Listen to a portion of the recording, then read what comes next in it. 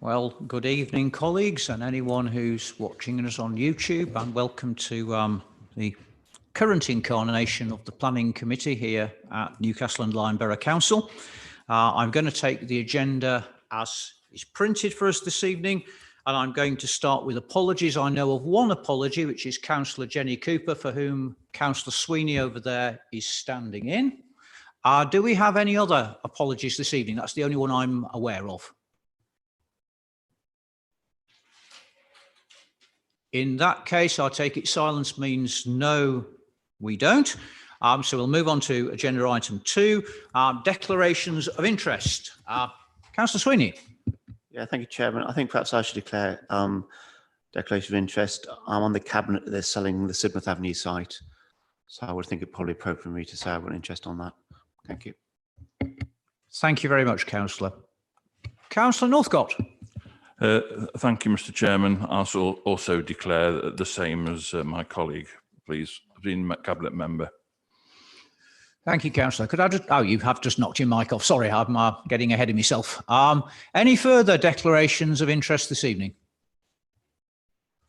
Again, looking round the room, I can't see any, so we'll progress to item 3 of our agenda, minutes of previous meetings. They're there printed for you. Are members content that those are a correct record? And again, looking round, I see no signs of dissent, so I'm going to take that as we are content with those.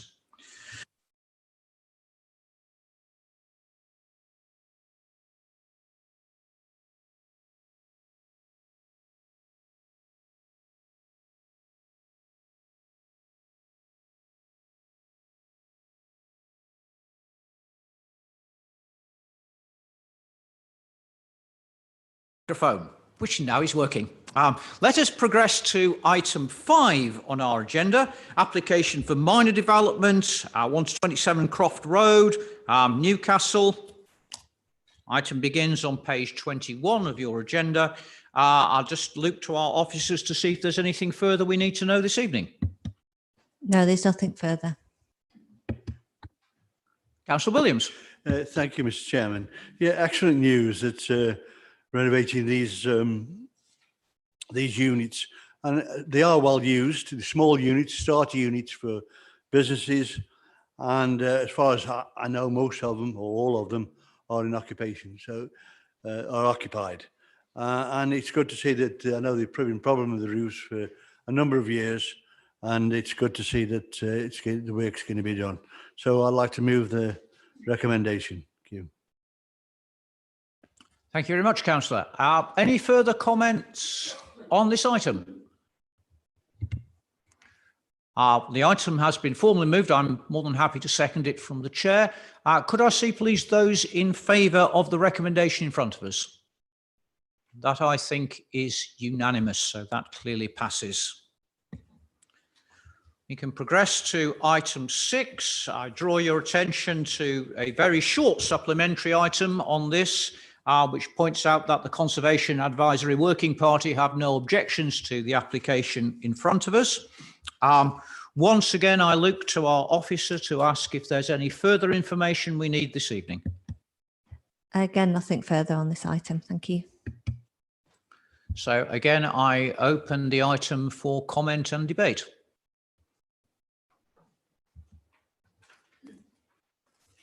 Councillor Holland.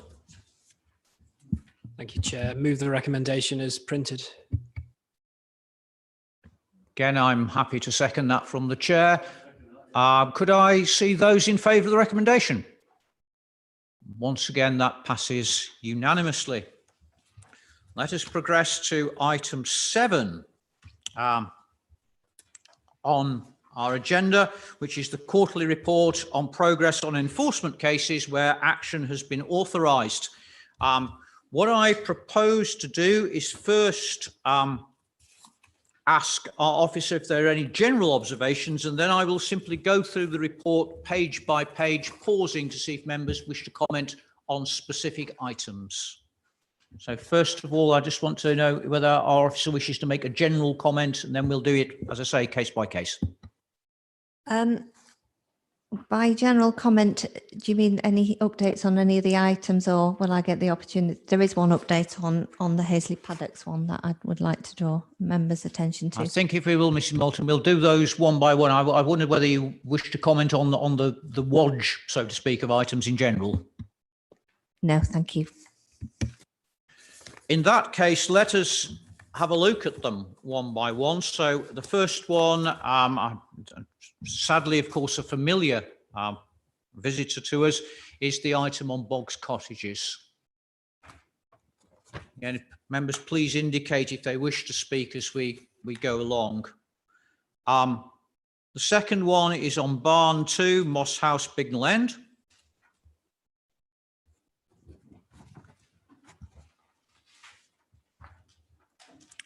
The third one is on land to the west of Newcastle Road, Blackbrook.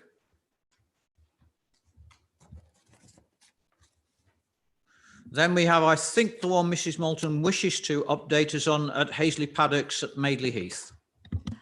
Yes, I need to advise members that we have received, or the planning inspectorate rather, has received an appeal against the enforcement notice. So it didn't take effect on the 21st of June. We're waiting for a start letter from the inspectorate, but the appeal, I believe, has been deemed to be valid. Thank you very much, Mrs. Moulton. Do we have any further comments from members on this matter? In that case, are we happy to receive the report as has been circulated? In that case, let's progress to agenda item 8, which is, as you can see, a graph, a report on open enforcement cases. Already, the conversation coming to this meeting, I note that people have noticed that this graph is moving in the wrong direction, which is unfortunate. What I would say is that I share those concerns, and indeed with the Vice Chairman and the portfolio holder, we have opened discussions with the planners to see what we can do about reversing this. Clearly, it's something that can't be allowed to continue in this way. So I'd like to assure members that that matter has been noted. It is in hand to some degree.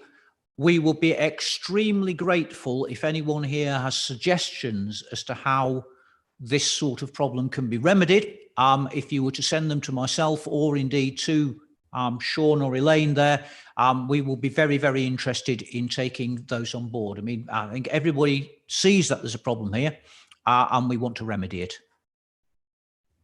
Councillor Williams. Yeah, thank you, Mr. Chairman, and thanks for those few words. It's good to hear that we are taking it serious. I've got to just make a point, really. I've got one particular case I just want to I won't mention it, but to get round and describe really, we haven't had many enforcement in my ward, but all of a sudden we had 4, whether it's through the COVID or people pushing the luck, I don't know. So you can understand where the goalposts have been narrowed to actually get the work done. And there's the point that you made that one problem is probably a minor one against a more serious one. How you do get the two and which one that you do look at. I mean, one in my particular area, it's quite serious. It's a bungalow. It's been partly demolished. There's no safety fencing up. People are going in there causing problems, antisocial behaviour. Next door, our little couple lived there many years on a busy road, but again, in the sense where they do quite wide verges and not much antisocial behaviour until this bungalow was demolished. So that's very, very serious in my estimation for enforcement and against something that might look a little bit trivial. But how we get there, Mr. Chairman, well, it's anybody's guess, but I think it'd be good to, we have got a system in place now. It's been passed by the Cabinet and we'll see how that goes. But again, you see the complaints that come in that people look at very, very seriously, and they might not be too serious to ourselves in the wider planning area. So I'll leave it at that. Thank you, Mr. Chairman. Thank you, councillor. Does any other member wish to comment on this item at the moment? I don't know if our officers wish to comment or... Obviously, if there are any particular enforcement cases that members consider ought to be given a high level of priority in terms of investigation and potential action, then please let us know. And I know you do that, and we will look at them. Obviously, we have an adopted local planning enforcement plan that we apply, and that a part of that process is identifying or carrying out an assessment of harm, and we do that, and in accordance with the policy, if anything falls at a certain level, then we don't investigate further, but where the harm level is at a certain point, then we do investigate. But please let us know. And sometimes the information that you can provide us in respect of cases can influence the harm score that we assess as appropriate for that particular case, and we could result in us investigating where we might not otherwise do so. So yeah, please keep us informed. Thank you. Councillor Northcott. Thank you, Mr. Chairman, and thank you for the words of introduction at the beginning. Certainly in my ward recently, people have been off because of the COVID. They've been taking more walks around my particular area, and they've become acutely focused on changes that have happened and pretty much on the monitoring development and how developments are built out. So they're more in tune with what's going on, more vigilant. That I know has resulted in quite a few additional reports, but enforcement is a difficult one, as everybody can appreciate. Sometimes even the most simplest of cases turn out to be the most convoluted and complex. Sometimes it's not something that's a static thing and very difficult to benchmark against in terms of comparables. So I'm pleased to see that, you know, we're actually on board and trying to address this recent increase in terms of the overall caseload, and look at ways that we're going to manage to get rid of the backlog that we've managed to accumulate during COVID, etc. So just to say, from my point of view, from my ward, there's been an increased expectation from residents and parish councils that as a planning authority, we should be jumping on top of every single thing that's that they spot that's amiss. And we know in the real world it isn't quite as simple as that, and it needs a planned strategy to tackle it. So thank you very much, Mr. Chairman. I appreciate that. Thank you, Councillor. Councillor Owen. Yeah, thank you, Chair. Just a quick one. How does the procedure for initiating enforcement work? I know we've got an enforcement officer, but what is the sort of procedure I, as a member, need to follow? And do we rely on members of the public to bring this to the council's attention? They're the 2 points I'd like to raise this evening, please. Thank you, Chair. Well, we receive notification of alleged breaches of planning control through a number of ways. Quite often it is councillors who draw it to our attention because you, as a local councillor, you spotted it yourself, or someone has brought it to your attention and doesn't feel able to directly notify the council. Obviously, the public can notify us of breaches of planning control, and as officers, we will note as we're out and about breaches, and will set up enforcement cases based upon what we observe. In terms of the way to do that, well, we require to be notified in writing, and we need to have a point of contact. Our policy says that we don't pursue anonymous complaints, although on occasion, notwithstanding what the policy says, we might still sometimes look into those, but strictly speaking, the policy says that we don't do that. So as long as we get it in writing, then and we need a level of information to be able to identify the site that we're investigating. Quite often we'll get information, and the enforcement officer will be out and about and doesn't find the breach because the information just hasn't been clear enough. So a level of information's an address ideally, but where it's a piece of land, something to help us pinpoint where the breach of planning control is, so we can properly investigate it. And yeah, we like contact details of the complainant so we can keep them informed and go back to them for more information if we find that we're struggling to identify the breach. So yeah, that's the way. As part of the local planning enforcement policy, which I think I may have gave the wrong name before, there is a residence guide. There is a shorter version that's designed and written in a way to help local residents to understand the process and to know how to go about drawing to our attention a breach of planning control. So I'd certainly recommend that any councillors that has an approach from an individual might point them towards the residence guide. That falls as a part of the longer policy, and they're obviously quite welcome to read the longer policy, but the shorter version is probably more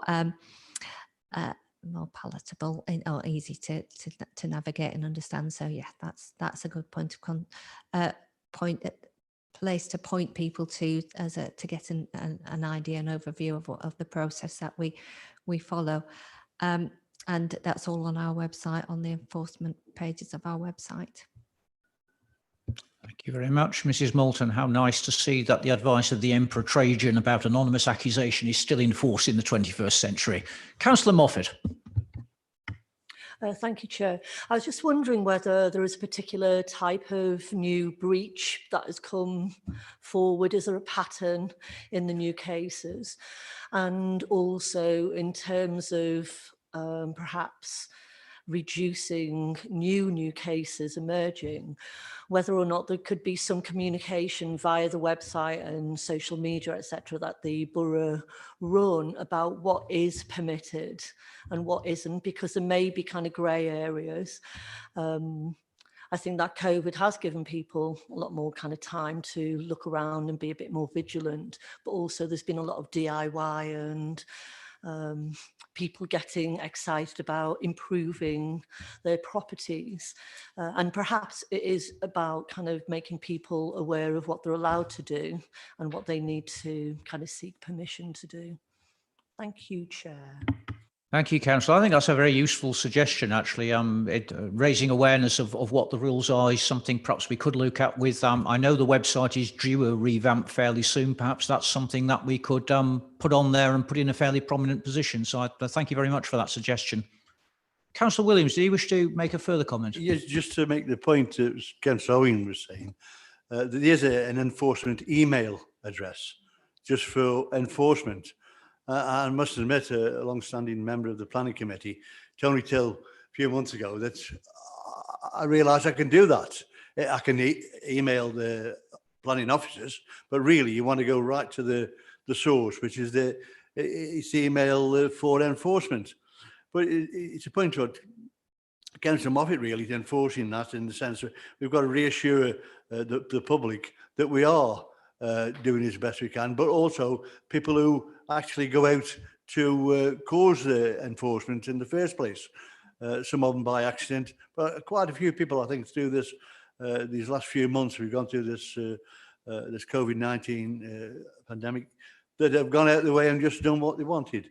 And I think we've got to get that message back out there that you can't just do that. You've got to be fair. You've got to look to your neighbours, where they feel about the Euro extension or whatever. So I think we've got a massive piece of work to do, Mr. Chairman. Thank you. Thank you very much, Councillor. And again, I think the message about clarity and accessibility on the internet. I mean, I know that I personally feel that the council website is rather cluttered, and it seems to be a template actually. You know, I don't wish to attack our own IT people here. It seems to be a template adopted by many councils across the country. It seems very familiar when I go elsewhere. But maybe when we redesign it, we could think about where the priorities and the front end of that lies. That's something perhaps to salt away. I know our IT gurus are listening into this meeting, in fact, helping us to run it, for which many thanks. And no doubt they're taking that on board. Shall we progress to our next agenda item, item 9, which is our quarterly report on extensions for S106s. As you can see, there are 2 listed on page 44 of your agenda. And unfortunately, you'll note from our supplementary that although we were hoping that the second of those might have come to a resolution, in fact, it hasn't yet. I say that with some trepidation. I looked to our officers to see if there's any further info, but I suspect there probably isn't. No, there's no further information. We're waiting for the return of the council solicitor from leave next week to get an update as to where things are with that particular section 106. So yeah, unfortunately we couldn't speak to them before the meeting tonight. Thank you, Mrs. Moulton. Are we therefore content to receive this report?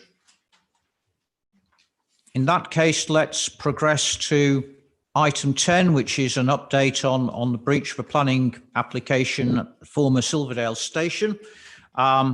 Again, you see the information. This is not a particularly happy set of circumstances, but nonetheless, it's important for us to keep abreast of it.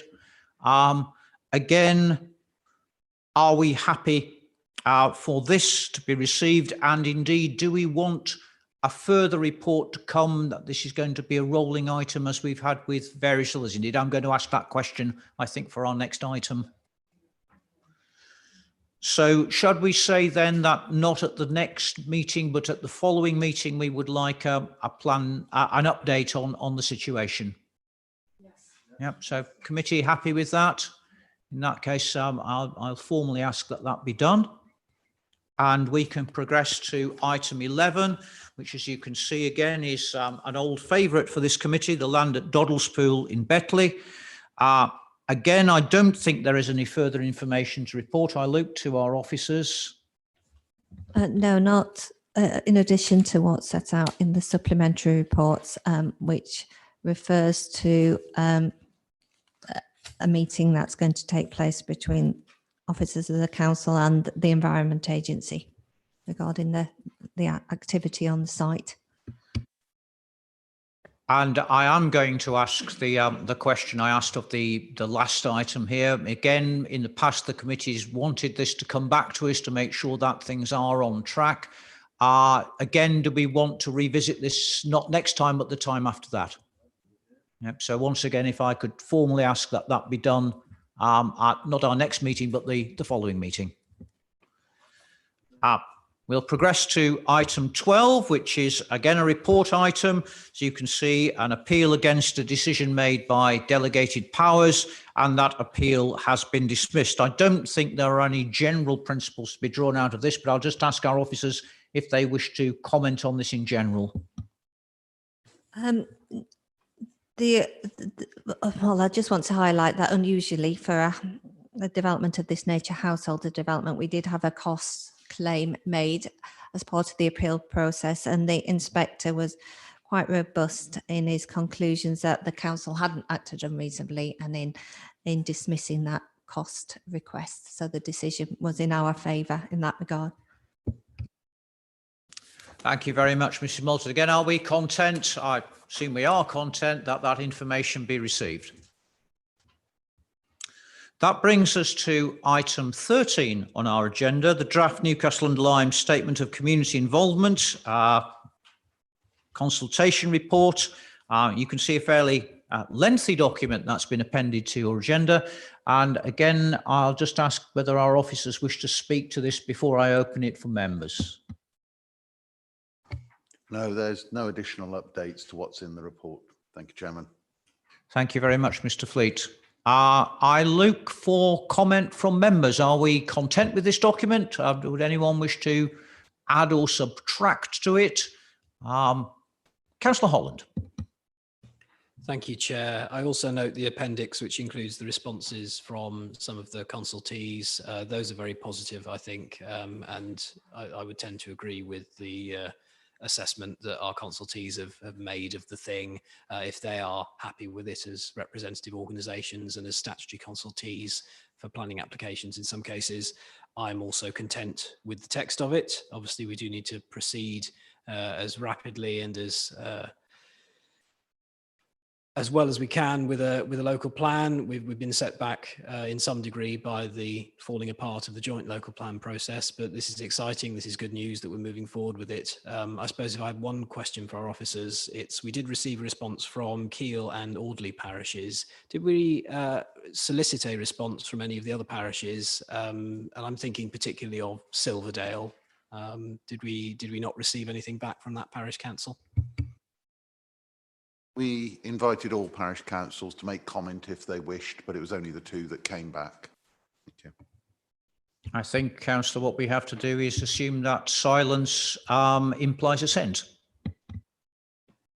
I'm inclined to agree, Chair, but as somebody who's a veteran of very many planning consultations and local plan consultations in particular, I like the fact that local communities, through their representatives in many cases, have been given the opportunity to comment even before the publication of this statement of community involvement. And what I, as a member of this committee, want to see, and I feel is demonstrated, is that the council has made every effort here to make this a very good statement of community involvement. So the process that is ahead of us in adopting a local plan and having it assessed can't be impugned in any way. And I think we've done very well on this. Thank you, Chair. Thank you very much, Councillor. So, sorry, Councillor Williams. Oh, thanks for just a late one, Mr. Chairman. On 3.6 on the report, of the COVID-19 outbreak, forced the government to place restrictions on people's movements and social interactions in order to prevent the spread of coronavirus. It seems to me we're moving into another era in where it won't just disappear. This COVID, and we all, so I'm told by experts, health experts, that will continue for a number of years. Can we put anything in this way, the involvement with the community, where we can look at different ways of communicating? In the sense, I know we've got the IT, the Zoom, and all of those types of IT equipment and emails, but really, to get down, we can't have public meetings. How do we get around that? I mean, in the future, let's hope that we will be able to have meetings and see people out there and really get the feeling of the communities. But it's really, really difficult now. Can the officers see, the health expert, see where we will be able to interact with the community, with the threat of the COVID and whatever, and maybe other diseases. Thank you. I think Mr. Fleet wishes to make a brief comment. Yes, certainly. The next stage of the plan is the issues and options in September.